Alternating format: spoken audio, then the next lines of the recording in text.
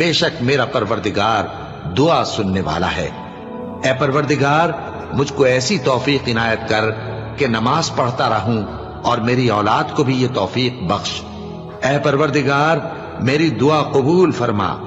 اے پروردگار حساب کتاب کے دن میری اور میرے ماں باپ کی اور مومنوں کی مغفرت کیجو۔